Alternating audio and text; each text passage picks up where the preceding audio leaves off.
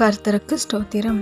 இன்றைய வசனம் மத்தேயு 5ஆம் அதிகாரம் 39ஆம் வசனம். தீமையோடு எதிர்த்து நிற்க வேண்டாம்.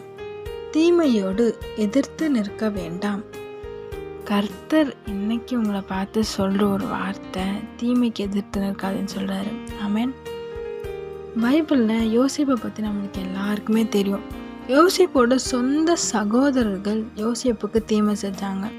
குழியில் போட்டாங்க, விற்று போட்டாங்க.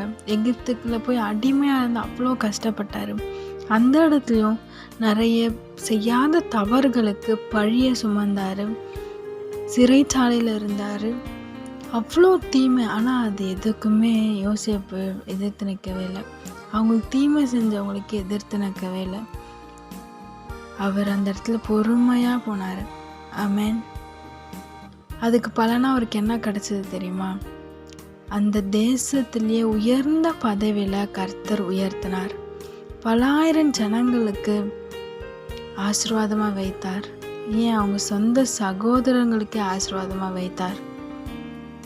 பைபிளோ அந்த வசனம் அழகாக இருக்கும். நீங்கள் எனக்கு தீமை செய்ய நினைத்தீர்கள், கர்த்தரோ அதை நன்மையாய் மாற்றினார் சொல்லி. ஆமாம், உங்கள் கூட இருக்கிறவங்க, உங்கள் சொந்தக்காரங்க, உங்கள் சகோதரர்கள் உங்கள் தீமை செய்யணும்னு நினைக்கிறாங்களா? அதை கர்த்தர் நன்மையாய் மாற்றுவார். அதுக்கு எதிர்த்துன்னு சண்டை போட வேணாம். யுத்தம் அவருடையது. அவர் எல்லாவற்றையும் பார்த்து கொள்வார். அது எல்லாவற்றையும் நன்மையாய் மாற்றுவார். ஆமென். விசுவாசிங்க, எதிர்த்து நிற்காதீங்க. யுத்தம் நம்மளோடது இல்லை, கர்த்தருடையது. ஒரு கன்னத்தில் இருந்தால் மறு கன்னத்தை காட்டின இந்த வசனத்தோட தொடர்ச்சி. அப்படி இருப்போம், பொறுமையாக இருப்போம். கர்த்தர் நிச்சயமாக ஆசீர்வதிப்பார். யோசேப்பை ஆசீர்வதித்து உயர்த்தினது போல உங்களையும் ஆசீர்வதிப்பார். தீமையை நன்மையாய் மாற்றுவார். ஆமென்.